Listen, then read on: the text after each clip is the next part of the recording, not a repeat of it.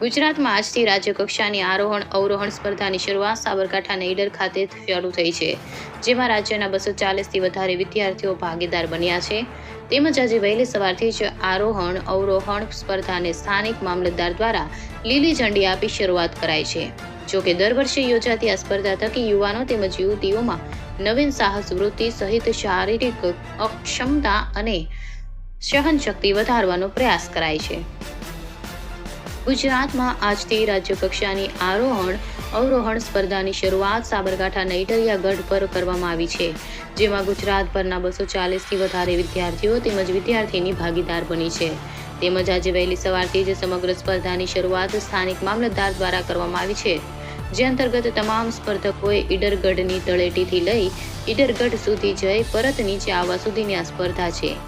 સાથોસાથ અલગ અલગ ટીમ વાઇઝ સમગ્ર સ્પર્ધા યોજાશે. જો કે વિજેતાઓને મોમેન્ટો, સર્ટિફિકેટ તેમજ ઇનામ આપીને સન્માનિત કરવામાં આવનાર છે. India 24 news reporter Jayesh Thakor સાથે શૈલેષ પટેલ, સાબરકાંઠા બ્યુરો ચીફ.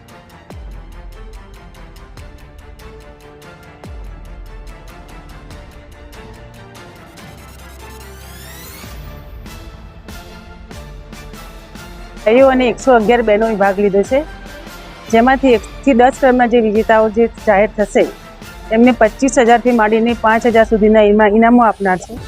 અને એ લોકોને 4-2 ફેબ્રુઆરીના રોજ જૂનાગઢ ખાતે ગિરનાર ખાતે એ લોકો નેશનલ કક્ષાની સ્પર્ધામાં ભાગ લેવા જશે. અને આખા રાજ્યમાંથી બનાસકાંઠા, સાબરકાંઠા, અમદાવાદ, મહીસાગર, દાહોદ જે જિલ્લાઓમાંથી બાળકોએ ભાગ લીધો છે. ભાઈઓ માટે 10 મિનિટ 15 મિનિટ છે અને બહેનો માટે 20 મિનિટનો ભાગ લેનારનું જે સર્ટિફિકેટ આપવામાં આવનાર છે એ ટાઈમિંગ નોંધાયેલો છે.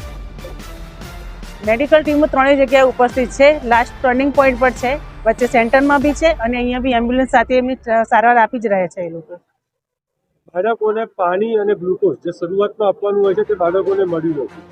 ના, એ લોકોને જે સમય પૂરો કરીને આવે છે સ્પર્ધા પૂરી થયા પછી લીંબુ પાણીની વ્યવસ્થા નીચે જ ટર્નિંગ પોઈન્ટ પર રાખેલી છે. એન્ડિંગ પોઈન્ટ ઉપર માં ભણું છું અને આ ઈડરિયો ગઢ આરોહણ અવરોહણ સ્પર્ધામાં સમગ્ર ગુજરાતના ખેલાડીઓ અહીંયા ભાગ લે છે અને જે 1 થી 10 ક્રમ વિજેતા થાય છે ભાઈઓ અને બહેનોમાં તે નેશનલ ગિરનાર યોજાતી સ્પર્ધા નેશનલમાં ભાગ લે છે.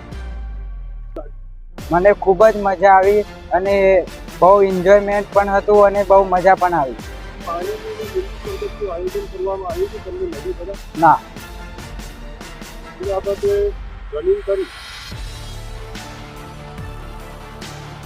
ના નથી.